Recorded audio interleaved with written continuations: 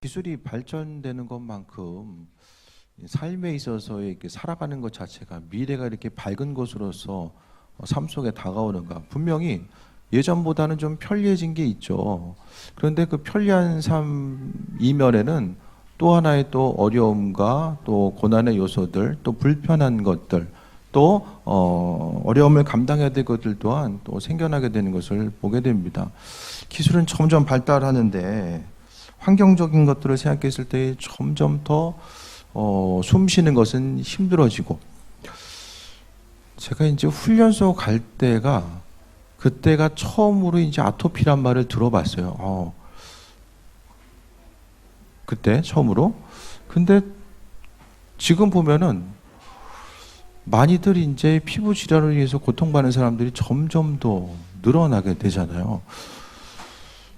또 이면에 생각했을 때에 지금 해양 오염 자체가 너무나도 이제 심각해서 점점 더 이제 해양 동물들, 뭐 고래라든지 거북이라든지 뭐 계속해서 플라스틱 먹고서 폐사돼서 떠오르는 경우들이 점점 자주 이제 발생하게 되고, 이제 얼마 안 되면은 양식하는 것 외에는 이제 뭐 생선 종류는 먹기 힘든 시대가 곧 돌아올 거라고 도래할 거라고 생각을 합니다.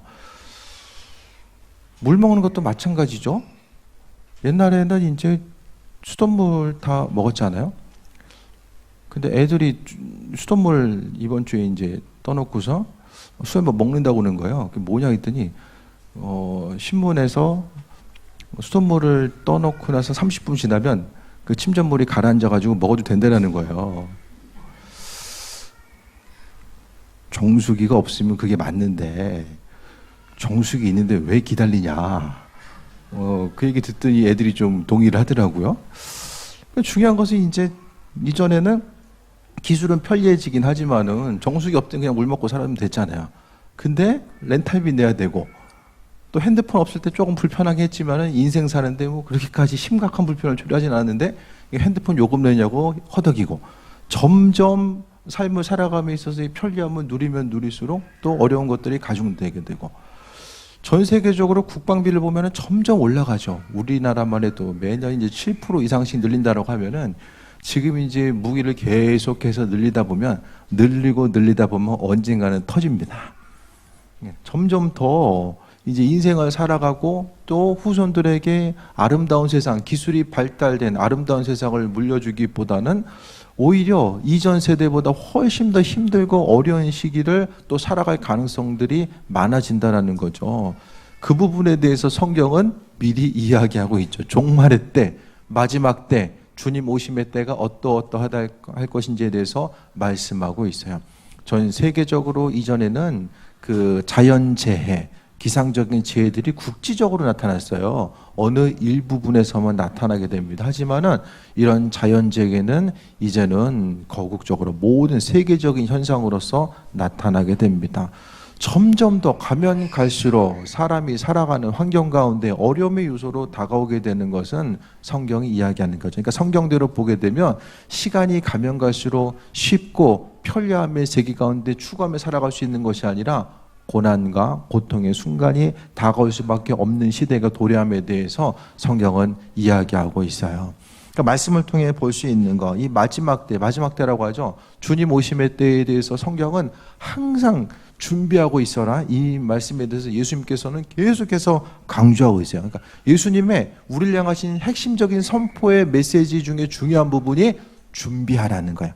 하나님 나라가 도래할 때가 있음에 대해서 생각하면서 항상 준비할 것에 대해서 오늘 성경 말씀은 우리에게 전해주고 있습니다.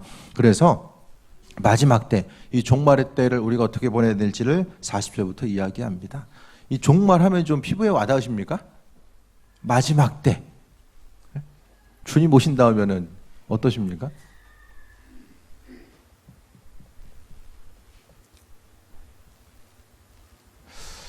제가 가끔 말씀드리죠. 헐리우드 영화는 미래학자들이 모여서 연구한 결정체다.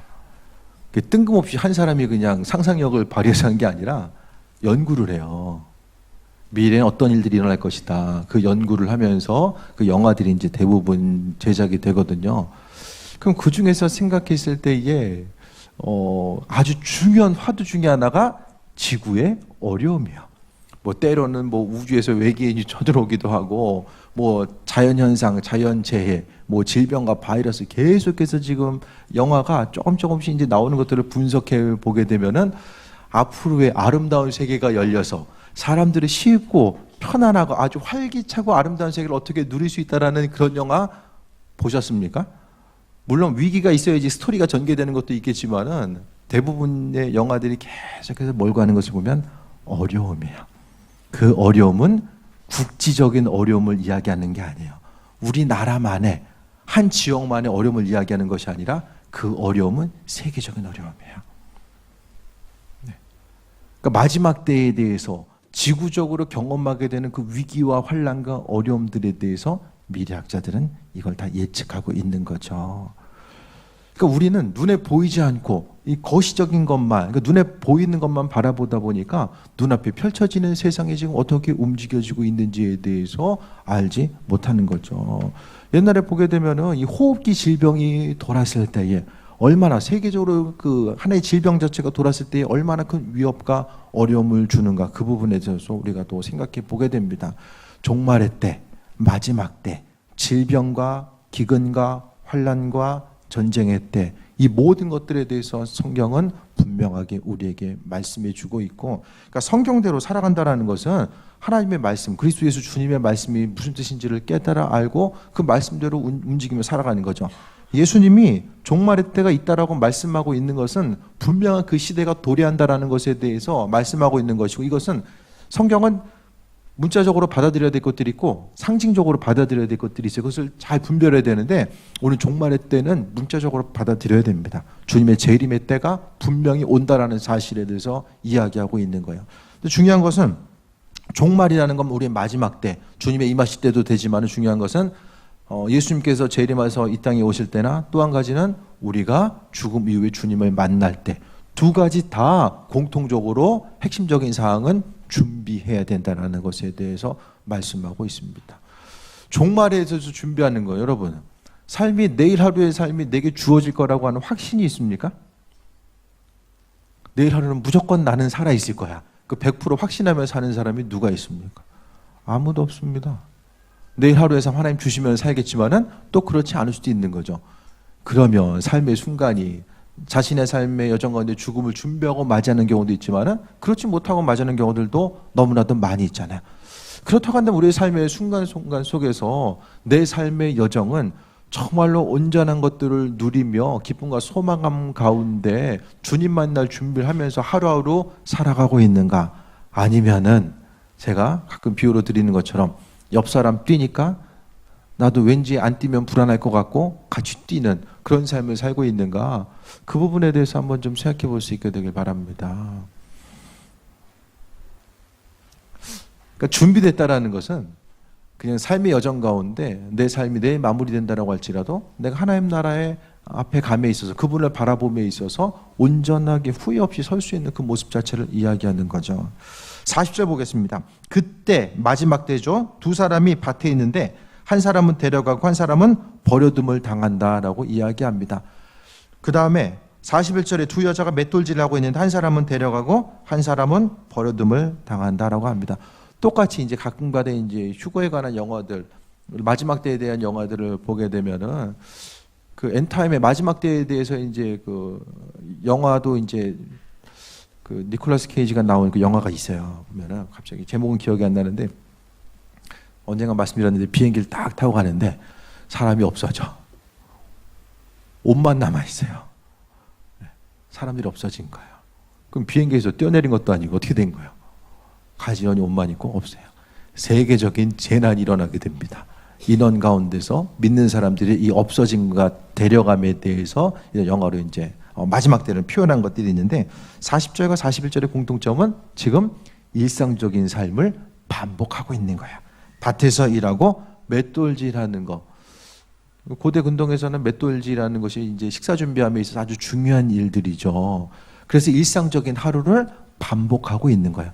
여러분도 마찬가지거든요. 여러분처럼 하루하루 주어진 환경 가운데서 이 일을 감당하고 맡겨진 일을 이제 그 각각의 처소에서 부지런히 분주하게 행하고 있는 거예요. 그런데 어느 날 보니까 한 부류는 있고 한 부류는 없다라고 말씀하고 있습니다. 그러니까 이거는 하나님의 주님의 임재하실 당시 재림의 때가 어떤 그 대략적인 마지막 때에 대한 증거들을 성경은 이야기하지만 갑작스럽게 준비되지 못하고 있는 그때에 내일 어떤 일이 있는데 그 일 행해야지라고 했던 그 순간에 갑자기 일어날 수밖에 없는 그 순간이 바로 종말의 때임을 이야기합니다. 종말하면 여러분 이미지가 밝은 이미지입니까? 어두운 이미지입니까? 종말하면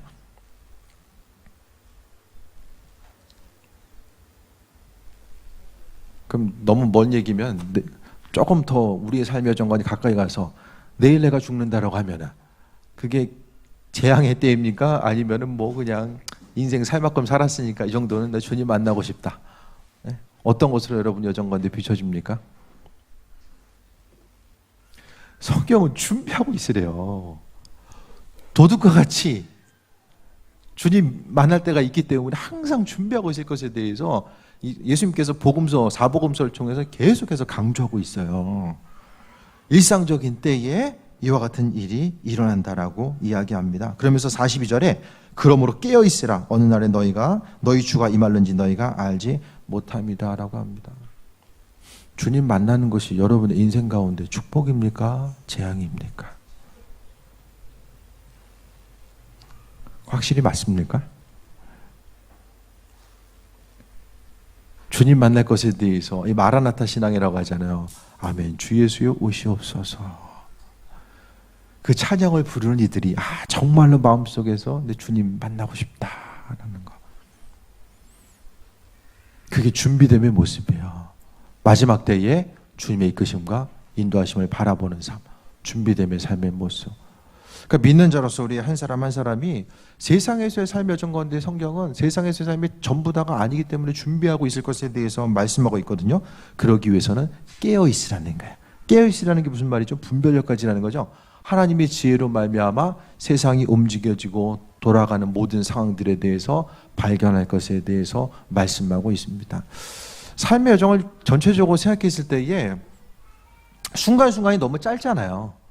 시간이 흘러가는 것 자체를 보게 되면 짧습니다. 올 한 해도 뭐 몇 개월 이제 남지도 않았는데 그 짧은 순간 가운데서 우리는 인생의 순간이 너무나도 근심걱정과 후회와 아쉬움만 가지고 살기에는 너무나도 순간순간이 짧기 때문에 우리는 그날 하루의 삶, 앞으로 내 인생이 언젠가는 좀 기쁨과 소망감이 있겠지, 그거보다는 오늘 하루의 삶을 통해서 기쁨을 누려야 된다는 것을 계속 말씀드려요. 그 기쁨과 소망감 자체, 날마다 기쁨을 누리는 삶은 바로 주님 만날 준비가 돼 있다라고 저는 보게 됩니다. 다른 세상적인 환경이 아니라 주님과의 관계성 가운데서 누리는 삶. 그렇기 때문에 주님이 언제 이 땅에 임할는지에 대해서 준비하고 있으라는 것을 이야기하는데, 준비되어 있으면 주님 만나는 순간은 축제의 순간이죠. 그러니까 사람들이 재림의 때, 마지막 때 하면 어떤 두려움의 순간, 지구 종말의 순간으로 이렇게 생각하는데 그게 아니라 준비되어 있는 사람에게 있어서의 마지막 때 주님 만나는 시간은 축복과 기쁨과 소망감의 순간이죠. 세상에서의 삶은 아무리 보이는 것 가운데서 기쁨과 만족감을 누린다라고 할지라도 고통이 있잖아요. 세상을 살아간다라고 하는 것은 누구에게나 크고 작은 고통을 다 갖고 살아가게 됩니다. 그 고통으로부터 자유함을 얻는 시간이 바로 주님 만나는 시간이고, 우리의 삶의 순간순간마다 하루하루의 인생과 행복감, 주님을 통해서 누리는 그 삶의 모습 자체를 이야기합니다. 그러니까 마지막 때라고 하는 것은 내 인생에 있어서 여전히 부담감과 고통의 순간, 인생에 있어서의 어떤 많은 것들을 더 이루어야 되는데 이루지 못함에 대해서 생각하는 것, 그것보다는 주님 만날 것에 대한 소망과 기대함이 있어져야 돼요. 내가 죽으면 주변 사람을 조금 불편한 사람이 있겠죠. 근데 우린 상관없잖아요. 주님 만나는 거예요. 네?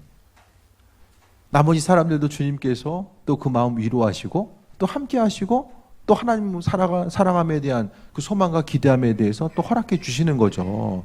그 삶의 순간순간 어떤 신앙을 가지고 살아간다는 것은 이 성경에 말하는 준비됨에 대해서 분명히 돌아봐야 되는 것이고, 주님 만나는 것이 무엇인지를 생각해야 되는데 성경은 준비하고 있으라고 말씀하고 있습니다. 그러니까 준비라는 것은 마음에 좀 여유가 있어야 되죠. 하나님 허락하신 그 은혜 가운데 하루하루를 살아감에 있어서의 마음의 여유. 그러니까 있는 것에 대해서 항상 바쁘고 분주하면 그것만 계속해서 쳐다볼 가능성이 많이 있거든요. 하지만 순간순간 우리는 거기서부터 조금 빠져나와서 내 인생 전체를 바라보고 내 신앙에 있어서의 관점 가운데 큰 그 관점 가운데 바라볼 수 있는 그 넉넉한 안목, 그것이 바로 하나님 말씀하고 있는 지혜로서 이야기하고 있습니다. 그래서 깨어 있으라고 말씀하고 있습니다. 비유로 드는 것이 43절에 너희도 아는 바니 만일 집주인이 도둑이 어느 시각에 올 줄 알았더라면 깨어 있어 그 집을 뚫지 못하게 하였으리라. 고대 이스라엘에서는 도둑들이 집을 뚫습니다. 가옥 구조가 뚫을 수 있는 구조예요. 그렇기 때문에 항상 조심해야 되는 그런 상황들을 이야기하는 거죠. 여러분, 인생 가운데 확신할 수 있는 건 아무것도 없어요. 주변을 통해서 우리가 알잖아요. 점점 더 나이가 들면 들수록 어떤 장례식에 참여하거나 삶에 있어서의 삶과 죽음의 여정에 대해서 조금 더 생각해 봐야 될 순간들이 점점 더 다가오게 되잖아요. 그 확신할 수 없는 그 삶을 살아감에 있어서 성경은 정말 안타까운 마음을 가지고 준비하고 있어라. 이것이 바로 주 예수 그리스도 주님의 마음입니다. 준비되어 있지 못하는 것, 세상 다른 일이야. 준비하지 못하고 하면 뭐 다음에 준비하면 되지. 그게 통용될 수 있지만은 하나님 나라의 관점, 그 신앙인의 관점 가운데 생각했을 때 이 한 세상 두 번 살 수 있는 것이 아니기 때문에 우리의 인생 가운데 주님께서 부르심 이후의 사건 가운데서는 그 다음부터는 아무것도 없습니다. 죽음 이후의 삶은 육신이 있기 때문에 우리가 선행을 행할 수도 있고 믿음으로 싸우고 나아갈 수 있지만 죽음 이후의 삶의 모습은 아무것도 없다라는 것, 그 부분에 대해서 우리는 인식하며 살아가야 됩니다. 44절에 이러므로 너희도 준비하고 있으라 생각하지 않을 때에 인자가 오리라 라고 합니다. 각자 목표로 가지고 있는 게 있죠. 기도 제목으로 가지고 있는 거, 하나님이 이것만 이루어졌으면 좋겠다라고 하는 그것들, 때로는 거기서부터도 좀 벗어나시길 바랍니다. 삶에 있어서 좀 더 넓고 큰 관점 가운데 바라보시고 그 가운데서 내 인생이 정말로 주님 만날 준비를 하고 있는지에 대해서 생각하며 하나님의 도우심과 인도하심을 바라보지 않으면 안 되는 삶의 모습, 그 부분에 대해서 오늘 성경은 이야기합니다. 그러면서 마지막 때 종말을 맞음의 때에서 맞고 나아감에 있어서의 그 관점 자체를 또 계속해서 이야기하는데 45절부터는 충성된 종의 자세, 이것이 바로 이제 목회자일 수도 있고 교회 지도자일 수도 있고 또 주의를 맡은 한 사람 한 사람일 수도 있습니다. 그들에게 이야기합니다. 충성되고 주의 있는 종이 되어 주인에게 그 집에 그 집 사람들을 맡아 때를 따라 양식을 나눠줄 자가 누구냐. 주인이 올 때 그 종이 이렇게 하는 것을 보면 그 종이 복이 있으리라. 양식을 나눠주는 것이 교회에서의 어떤 목회적인 사역 가운데 말씀을 나눠주는 것도 있겠지만 이것은 결국 저는 45절 46절을 해석하는 것은 관계로서 이 내용을 해석합니다. 주님 오실 것에 대한 준비함 자체는 바로 내가 주님을 향해서 죽어라고 기도하고 헌신하고 노력하고 1대1의 관계성 가운데 행하는 것이 아니라 준비됨의 자체는 바로 충성된 종이라는 것은 집 사람들에게 양식을 나눠주는 것, 바로 관계 여정 가운데 승리하는 삶을 이야기하는 거예요.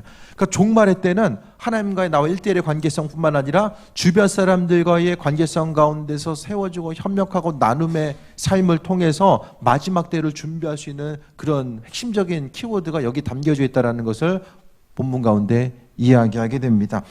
그래서 주인이 왔을 때에 복이 있다라는 거, 이 두 부류의 사람을 이야기하거든요. 주인 마음에 합한 자로서 주인의 것을 관리하고 나눠주는 사람, 또 내가 가지고 있는 것을 아버지 마음에 합한 것으로서 나눠주는 삶을 이야기합니다.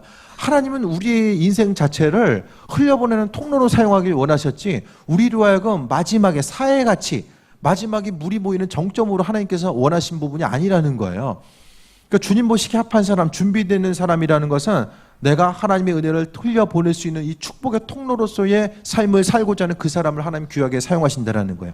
그 부분이 없으면 결국 인생의 순간순간마다 내가 주님 마음에 합한 자로 사는 것 같지만 결국 주님을 이용해서 내 한 몸, 또 우리 가족 잘 먹고 잘 살고자 하는 그것에 이제 치우치는 거죠. 그것이 바로 우상 숭배입니다. 만몬신, 돈의 신을 섬기는 것과 똑같은 이치와 원리입니다. 결국 나기 때문에. 그것이 아니라 하나님 원하시는 부분, 오늘 본문을 통해서도 나눠줄 자, 양식을 나눠줄 자가 누구냐, 그 부분에 대해서 이야기하며 주인이 올 때 그렇게 하는 종은 바로 칭찬을 받고 복이 있다라고 이야기합니다. 결국 주님 만날 준비가 되어 있는 사람은 관계성 가운데 돌아보는 사람이에요. 저 사람 나한테 왜 이러지? 그게 아니라 그 사람을 위해서 내가 무엇을 할 수 있을까? 하지만 그 사람을 위해서 하는 것이 아니라 결국 그리스도에서 주님을 위해서 내가 무엇을 할 수 있을까라고 돌아보는 사람입니다. 반대의 사람도 이제 나오게 되죠. 47절 한 구절 더 보면 내가 진실로 너에게 이르노니 주인이 그의 모든 소유를 그에게 맡기리라. 주님 마음에, 그러니까 여기서 세상에서의 물질의 축복의 원리도 담겨져 있어요.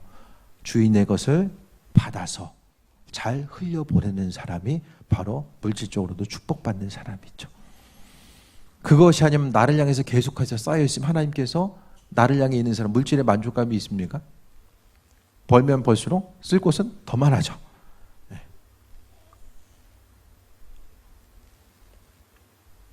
하나님의 것을 잘 흘려보내는 사람, 그 사람을 향해서 하나님께서 하나님의 소유를 맡기신다라고 이야기합니다. 반대적인 사람 48절에 만일 그 악한 종이 마음에 생각하기를 주인이 더디 오리라 하며, 주인이 이제 언제 올지 몰라. 지금 이제 세상을 살아감에 있어서 주님 만날 준비에 대해서 전혀 되어 있지 않는 사람, 주님의 재림의 때, 임재하심의 때, 인도하심의 때가 언제인지에 대해서 전혀 기억하지 아니하고 살아가는 그 한 사람을 이야기하는 거죠. 그러니까 주인이 오긴 올 텐데 언제 올지에 대해서 별로 관심도 없고 전혀 준비도 되어 있지 않은 그 한 사람이 오늘 본문 가운데 또 나오게 됩니다. 동료들을 때리며 술 친구들과 더불어 먹고 마시게 되며 하고 싶은 대로 살아가는 거예요. 술 먹고 취하면서 하고 싶은 대로 살아가다 보면은 50절에 생각하지 않은 날에 알지 못하는 시각에 그의 종의 주인이 이르게 된다라고 이야기합니다. 생각하지 않는 시간. 또 한 사람은 생각하고 있는 사람. 이게 나눠지잖아요.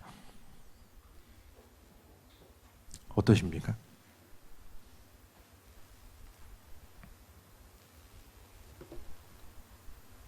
여러분 생각하고 사십니까? 아니면 종말이란 단어, 재림이란 단어가 좀 낯설게 느껴지고 에휴 뭐 나 죽은 다음에 언젠간 임하게 되겠지, 그냥 막연한 생각 가지고 사십니까? 종말의 때는 최소 100년 안에 우리 인생 개개인에게는 임하잖아요. 그 얼마나 준비가 되어 있습니까? 이 두 부류의 사람, 먼저 나왔던 이 한 종은 주인의 것을 잘 관리하면서 나눠주는 사람, 두 번째 사람도 동료들과 술 먹고 더불어 노는 사람. 이 결국 두 사람의 특징은 뭐냐면 내 것을 가지고 나눠주는 것이 아니라 주인의 것을 가지고 나눠준다라고 이야기하고 있거든요. 그러니까 우리 물질의 소유가 아버지 것이라는 사실을 전제로 해서 지금 이야기하고 있는 거예요. 51절에 외식했던 사람, 주인의 뜻대로 준비되지 못한 사람은 51절에 어미 때리고 외식하는 자가 받는 벌에 처하리니 거기서 슬피 울며 이를 갈리라. 슬피 울며 이를 갈리라고 했던 이 종들이 성경에 또 나오잖아요. 달란트 비유에서도 나오잖아요. 그 예수님이 똑같은 얘기 지금 왜 계속하고 있는 거예요? 왜 반복해서 하는 거예요? 하나님 나라 천국에 대해서 말씀하시면서 준비된 사람만이 들어갈 수 있기 때문에 우리에게 준비됨에 대해서 또 말씀하고 있습니다. 한 세상 살다 끝이면 인생은 살만한 가치가 있습니까? 어떻게 생각하세요? 한 세상 살다가 수명 다하면 끝이에요. 모든 것이 다 사라져요. 그 힘들고 어려운 세상 그렇게 살아야 될 가치가 있습니까? 한 세상 살다 끝이면? 각자 선택의 문제겠지만은 그냥 힘들고 어려운 것도 인생의 일부니까 그럭저럭 그냥 버티고 살만하다, 그렇게 보십니까, 여러분?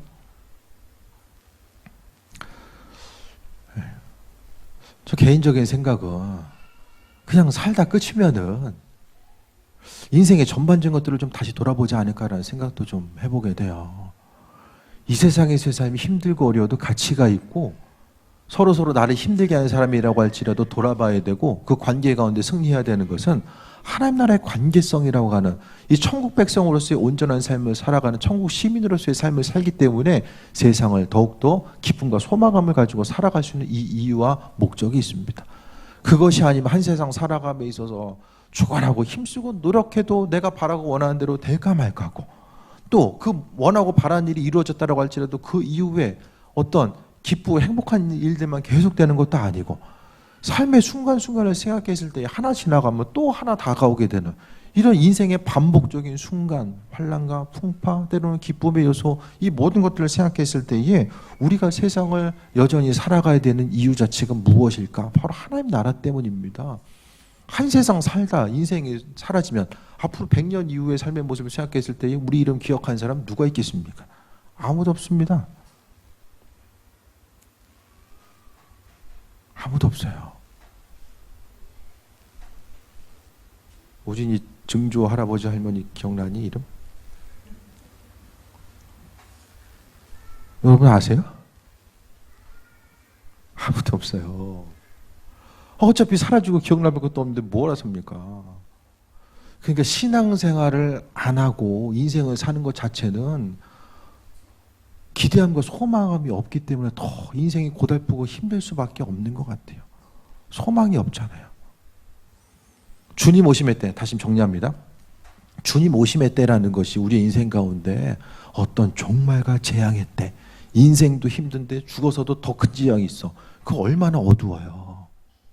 그게 아니라 우리의 삶의 순간이 힘들지만 주님 만날 준비, 또 그분께 대한 소망함과 기대함, 주님 만날 준비를 한다는 것이 어떤 수고를 통해서 무조건 다 선교지 가서 순교하라고 이야기하는 것이 아니잖아요. 오늘 본문을 통해서 말씀대로 주님의 감동 따라서 나 혼자만 살려고 하지 말고 주변도 좀 돌아보면서 주님의 은혜 가운데 흘려보내는, 더불어 살아갈 수 있는 그 은혜, 내 인생이 주님 되신다는 것에 대해서 소망함과 기대함을 가지고 함께 나아가는 삶의 모습을 주님이 원하셨고, 그 함께함 때문에 내 인생이 기쁘고 또 주변 사람들로 인해서도 역시 나도 기쁜 삶을 살아갈 수 있음에 대해서 이야기합니다. 삶의 순간순간마다 인생은 다 이제 외롭잖아요. 어제 하진이 하영이 생각해 봤는데, 하진이가 원래는 생일이 이제 1월이라서 한 달 일찍 태어났으면 이제 벌써 내년에 중학교 가는 거였어요. 중학교 들어가면 6년, 7년이면 또 이제 군대 간다고 나가고 다 이제 각자 흩어질 사람 흩어지고 나면 인생 점점 외로워지잖아요.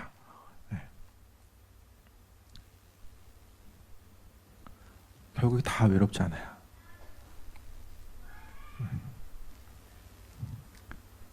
근데 믿지 않은 삶은 외롭지 않는 삶이라고 주님께서 말씀해 주고 있어요. 말씀 정리합니다. 마지막 때는 분명하게 이르게 됩니다. 온 세계적인 주님의 임재 때가 있을 수 있고, 우리가 개인적으로 주님 만나는 때, 우리 죽음 이후로 주님 만날 때가 분명하게 도래하게 됩니다. 성경 역사 가운데서 하나님 분명하게 말씀하고 있고 인도하고 있고, 여러 가지 자연적인 세상 온 우주 만물 가운데 하나님께서 비추신 건 그걸 자연 계시라고 하거든요. 하나님의 살아계심에 대한 계시, 우리 한 사람 한 사람을 통한 기도 제목 가운데 응답하시고 인도하시는 거, 하루하루의 삶을 통해서 우리가 여전히 살아 숨쉬고 나아가는 이 모든 환경 가운데서 하나님의 살아계심을 우리에게 비춰주고 있습니다. 무엇보다도 내가 신앙을 갖고 있다는 것은 하나님의 살아계심의 증거이고, 그 살아계신 하나님은 천국의 삶을 통해서 준비된 그 한 사람 한 사람을 우리에게 부르고 계십니다. 인생을 살아가는 거 힘들고 어렵고 고통 가운데 질병과 싸워야 되고 환경과 싸워야 되는 이유, 그 원인들이 많이 있지만, 그래도 이 세상 가운데 하나님께서 우리를 이 땅에 남겨주신 목적, 주님 만날 것에 대한 기대함과 소망 가지고 준비하고 있는 거죠. 우리의 믿음이 성장하고 또 주변 사람들을 나누고 베풀고 섬기고 이 선행, 또 아버지를 향한 인도하심 가운데 살아가는 그 부분을 통해서 우리가 더 그리스도 예수의 사람으로 변화되고 천국 백성으로서의 온전한 삶을 살아갈 수 있게 됨에 대해서 말씀하고 있습니다. 이것이 바로 주님의 은혜입니다. 삶의 순간순간 우리는 인생이 가면 갈수록 계속 말씀드리잖아요. 힘들고 어려운 고통의 순간이 있다라고 할지라도 그것은 건강이 없어서도 아니고 관계가 깨져서도 아니고 그리스도 예수가 없기 때문입니다. 우리의 삶의 자리, 그 마음속에 주님만 있으면 하나님께서 천국 백성으로 인정해 주시고 인도하시는 거예요. 결국 천국으로 들어가느냐 가지 못하느냐 기준 자체는 그 안에 그리스도 예수가 있느냐 없느냐 이 차이죠. 예수가 있는 사람, 그분 있는 사람은 그분의 말씀에 순종하는 삶, 마음의 감동 따라서 움직이는 거죠. 그분이 없으면 내가 하고 싶은 대로, 오늘 본문에 49절에 나와 있는 것처럼 동료를 때리고 술 친구들과 더불어 먹고 마셨던 이 사람처럼 육신의 본능대로 하고 싶은 대로 하는 사람은 바로 예수가 없는 거죠. 주인의 말씀이 없는 사람이라는 것을 이야기합니다. 오늘 말씀에 근거해서 우리 인생 자체는 그래도 주님과 함께 하시기 때문에 환난과 어려움이 있어도 살만한 세상, 고통의 순간이 있다라고 할지라도 내 인생 주님이 책임져 주시고 삶의 순간순간마다 나를 책임져 주시고 우리의 가족들 하나님께서 책임져 주시고 인도하십니다. 모든 일들 가운데 주님에 대한 기대함과 소망함 가지고 승리하며 종말을 맞는 준비해야 되는 성도의 자세, 마지막까지 준비하고 있으라는 주님의 음성에 귀를 기울이며 하루하루 좀 소망함 가지고 기쁨 가운데 삶의 여정 가운데 새해 먹고 나아가는 귀한 삶 되시길 축원드립니다. 기도하겠습니다. 오늘 주신 말씀 붙들고 기도합니다.